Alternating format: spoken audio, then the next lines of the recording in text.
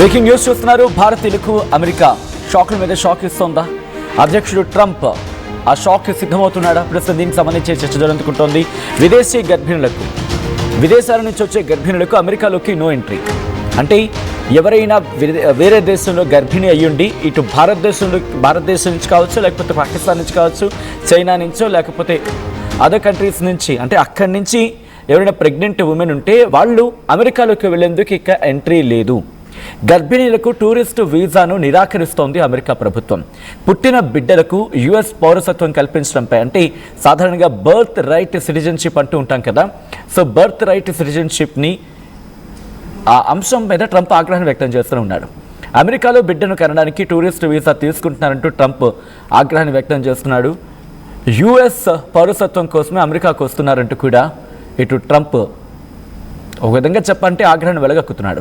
అలాంటి ప్రయత్నాలను ఇక అమెరికా సహించదంటున్నాడు ట్రంప్. అంతేకాదు, ఇకపై అటువంటి ఆటలు చెల్లవు, ఇకపై చాలా కఠినంగా వ్యవహరిస్తాం, చాలా కఠినంగా ఇటు అమెరికా ముందుకు వెళ్తుంది, తాను ఎక్కడా కూడా వెనక్కి తగ్గేదే లేదు, ఇంకా మరిన్ని కఠినమైన ఆంక్షలతో అమెరికాను మరింత స్ట్రాంగ్ చేస్తానంటున్నాడు. గోల్డెన్ వీసాతో ఇప్పుడు పెట్టిన అంశం గురించి అంటే గోల్డెన్ వీసాతో ఇప్పటికే ఎటువంటి తన పవర్ ఏంటో చూపించే ప్రయత్నం చేస్తున్న ట్రంప్ ఇంకొక అడుగు ముందుకు వేస్తున్నాడు. ప్రస్తుతం దీనికి సంబంధించిన చర్చ జరుగుతుంటుంది. H1B వీసాల విషయంలో ఆ టైంని పొడిగించడం మొన్నటికి షాకింగ్ అయితే, అండ్ ఇప్పుడు విదేశీ గర్భిణులకు అమెరికాలోకి నో ఎంట్రీ అనే మాట ప్రస్తుతం సంచలనంగా మారుతోంది. అసలు ఏం జరుగుతోంది ఇన్ డీటెయిల్గా మాట్లాడుకునే ప్రయత్నం చేద్దాం. అండ్ ఇదే అంశానికి సంబంధించి అప్డేట్స్ అందించేందుకు గ్లోబల్ తెలంగాణ అసోసియేషన్ ఫౌండర్ విసు కలవల మనతో పాటు లైవ్లో జాయిన్ అవుతున్నారు. ఒకసారి విసు కలవల దగ్గరికి వెళ్ళే ప్రయత్నం చేస్తున్నాను. విసు గారు నమస్తే అండి. నమస్కారం అండి. నమస్కారం. So Visu Kalavala from US, ఆయన మొన్నే మళ్ళీ మన ఇండియాకి రావడం జరిగింది. తెలంగాణ గ్లోబల్ సమ్మిట్కి సంబంధించి మాట్లాడుకున్న తరుణంలో ఆయన వచ్చారు. హీస్ వే బ్యాక్ టు మళ్ళీ యుఎస్. సో ఒకసారి విసు గారి దగ్గరికి వెళ్ళే ప్రయత్నం చేస్తున్నాను. విసు గారు, ఏం జరుగుతోంది? ఎందుకు ట్రంప్ ఈ నిర్ణయం తీసుకున్నాడు? అంటే ఇక్కడి నుంచి అక్కడికి వెళ్ళి డెలివరీ కోసమో, లేకపోతే మేబీ ట్రీట్మెంట్ కోసం అక్కడికి వెళ్ళే వాళ్ళకి ఇది పెద్ద దెబ్బ అనుకోవాలిగా? అంటే టిపికల్గా ఏంటంటే హిస్టారికల్గా అంటే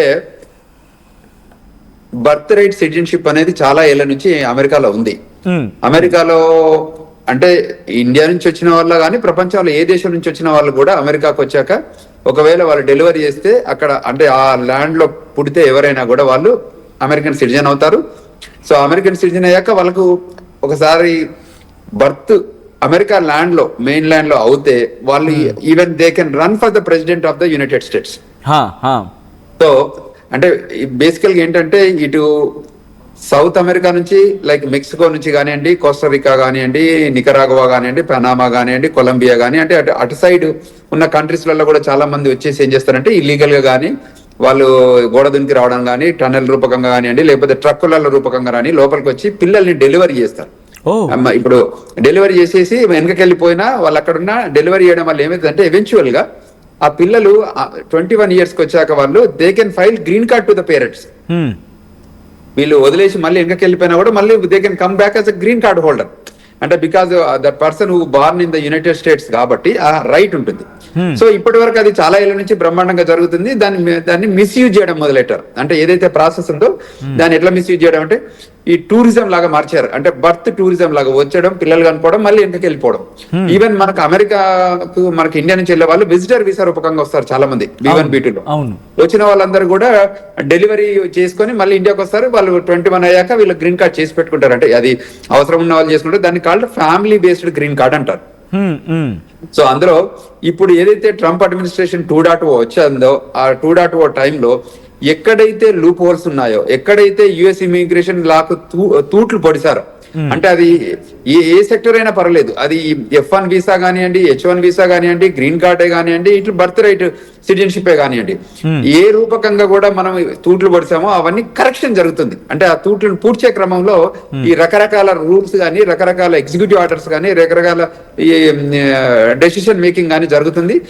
ప్రెసిడెంట్ మాత్రం చాలా సీరియస్ గా, ఎస్పెషల్లీ ఎక్కడైతే గ్యాప్ ఉందో దాన్ని తప్పకుండా ఇమీడియట్ గా ఫిక్స్ చేయాలని, ఈ సిబిపి ఆఫీసులో కానివ్వండి, తర్వాత సైట్ ఆడిట్ల రూపకంగా కానివ్వండి, మనకంటే యుఎస్ ఇమిగ్రేషన్ లాలో ఉన్న చాలా పాయింట్లు, అంటే ఇమిగ్రేషన్ నేషనాలిటీ యాక్ట్ లో ఉన్న చాలా రూల్స్ ని ఇప్పుడు అప్లై చేస్తున్నారు.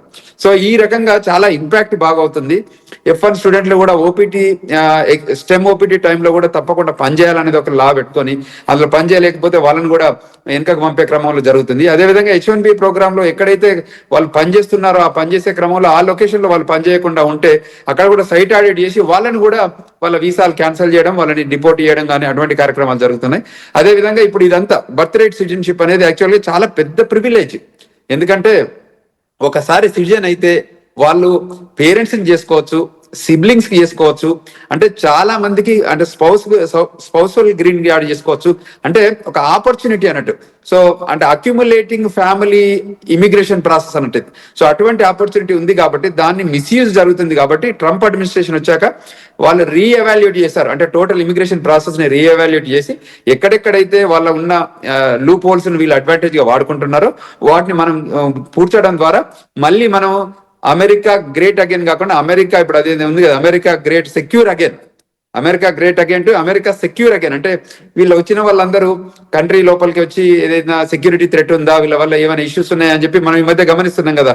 ఇప్పుడు vetting of the social media అని మనం ఇప్పుడు నిన్న మొన్న జరుగుతున్న అపాయింట్మెంట్స్ అని చేంజ్ చేయడం కానీ ఈ రూపకంగా కానీ వెట్టింగ్ ద సోషల్ మీడియాలో కూడా చాలా చేంజెస్ వస్తున్నాయి. అంటే ఈ డిజిటల్ ఏజ్ లో, ఇప్పుడున్న డిజిటల్ ఏజ్ లో చాలా తప్పకుండా ఏదైనా ట్రాకబిలిటీ ఉన్నందువల్ల, సో అందువల్ల అందరికి చెప్తున్నాం, మనం ఇప్పుడున్న కరెంట్ సిచ్యువేషన్ లో మాత్రం చాలా జాగ్రత్తగా ఉండాలి.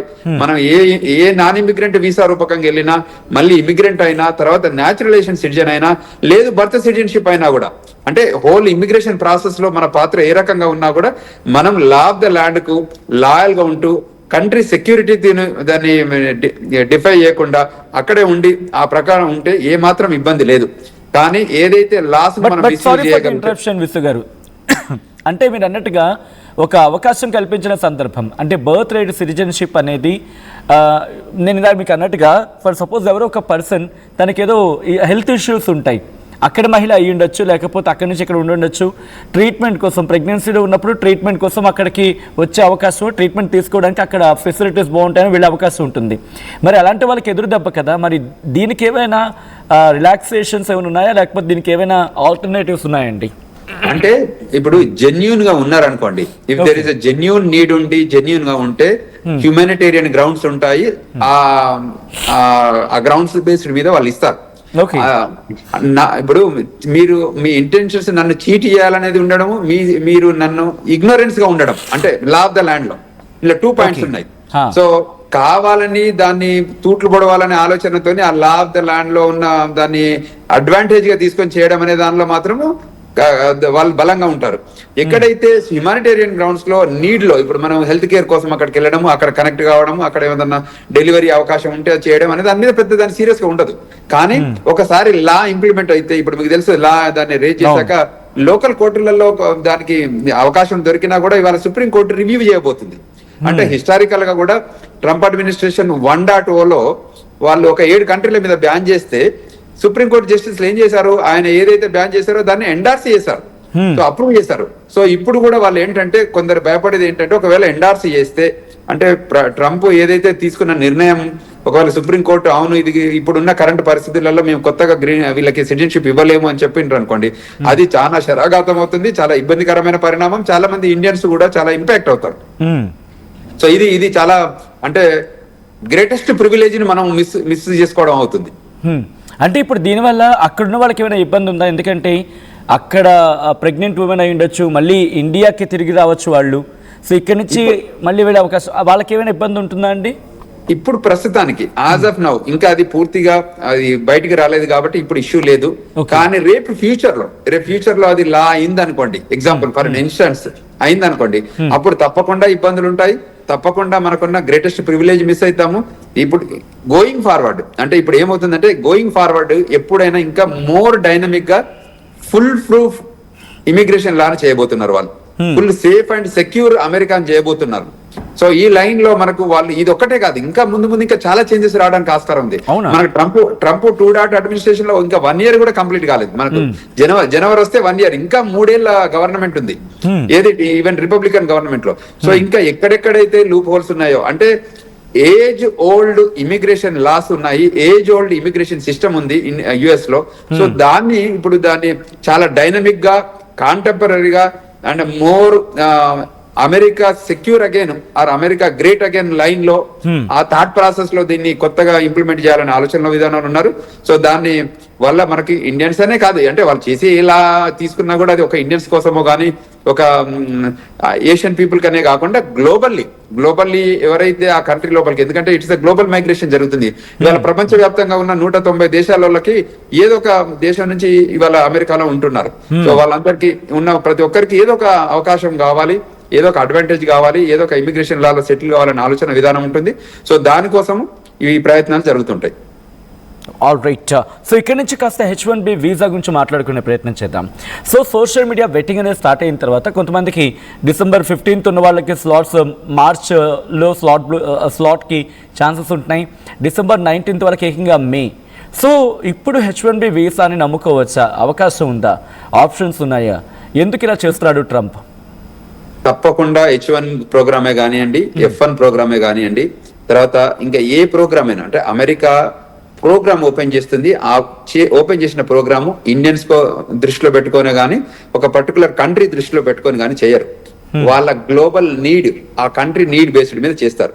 ఈ H1B ప్రోగ్రామ్ లో కూడా దీనికి అంటే టిపికల్ గా ఈ అపాయింట్మెంట్స్ పోస్ట్ పోన్ చేయడానికి గల రీజన్ ఏంటంటే, ఏదైతే వీళ్ళకు లోపలికి తీసుకునే క్రమంలో వాళ్ళకి ఏదైనా బ్యాక్గ్రౌండ్ చెక్ చేసి వాళ్ళను సెక్యూరిటీగా ఉన్నారా లేదా చెక్ చేసుకొని, ఫైనాన్షియల్ గా బాగున్నారా లేదా చెక్ చేసుకొని, ఏదైనా క్రిమినల్ ఇంటెంట్ ఉందా లేదా చెక్ చేసుకొని, వీళ్ళు కంట్రీ లాయాలిటీగా ఉండారా అని చెక్ చేసుకొని ఇవ్వడమే తప్ప వాళ్ళు తప్పకుండా డిలే అయినా డెఫర్ అయినా వాళ్ళు ఏది డినై చేయట్లేదు, అంటే ఇవ్వకుండా ఉండట్లేదు. It's only a matter of time. మేము రిక్వెస్ట్ చేస్తున్నాం చాలా మందికి, we need to have some patience. ఎందుకంటే అమెరికా ఇమిగ్రేషన్ సిస్టమ్ లో మనకు అన్ని ప్రివిలేజెస్ తప్ప మనకు రైట్ ఉండదు.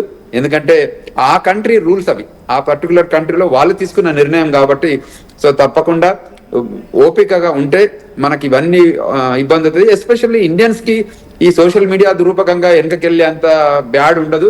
సో కొన్ని కంట్రీస్ లో ఉన్న వాళ్ళని కూడా ట్రాక్ చేయడానికి చేసే ప్రయత్నం తప్ప, ఎందుకంటే కంట్రీ లోపలికి ఒకసారి వచ్చాక పంపించడానికి కొంచెం ఎక్కువ ఎక్స్పెన్సివ్ అవుతుంది, అదే విధంగా దొరకరు. సో అందువల్ల డిపోర్టేషన్ కొంచెం కన్సర్న్స్ ఉంటాయి కాబట్టి ఆ లైన్ లో కొంచెం తిరగడానికి ఆస్కారం ఉంటుంది. ఓకే. సో ఒక్కసారి కంక్లూజన్కి వచ్చే ప్రయత్నం చేసినప్పుడు ఇప్పుడు H1B వీసాలకు ఎవరైనా స్లాట్ బుకింగ్ చేసుకోవాలనుకుంటే ఇది కంటిన్యూ అవకాశం కనిపిస్తుందా? ఎందుకంటే మార్చి మే అంటున్నాడు, ఇది మళ్ళీ ఎక్స్టెండ్ అయ్యే అవకాశం ఉంటుందా? లేకపోతే ఒకవేళ ఇదే కనుక కంటిన్యూ అయితే పూర్తిగా H1B రద్దయ్యే అవకాశం ఉందా? రద్దయ్యే అవకాశాలు చాలా తక్కువ అని చెప్పి లీగల్ ఎక్స్పర్ట్స్గా చెప్తున్న మాట ఉన్నప్పటికీ కూడా, బట్ ఏమో అక్కడ ఉంది ట్రంప్ కాబట్టి రద్దు అవ్వచ్చు అనేది ఇంకో చర్చ. సో ఏంటి H1B వీసా మీద నమ్మకాలు పెట్టుకోవాలా లేకపోతే వదిలేసుకోవాలా? ఆల్టర్నేటివ్స్ ఏమైనా చూసుకోవాలంటే? నాకు తెలిసినంత వరకు H1B ప్రోగ్రాము రద్దు కాదు. ఓకే, అది వాల్యూమ్ తగ్గిస్తారేమో కానీ రద్దు అవ్వడం అంటూ ఉండదు. లేదు అంటే చాలా మార్పులకు ఒనగోరుతుంది తప్ప టోటల్ ప్రోగ్రామ్ ను తీసేయడం అనేది చాలా biggest negative for the country. ఎందుకంటే కంట్రీ లోపలికి వచ్చే వాళ్ళ కోసం అదొక గేట్ వే, అంటే స్కిల్డ్ లేబర్ కి. సో అంచేత అది చేయరు. ఓన్లీ థింగ్ ఏంటంటే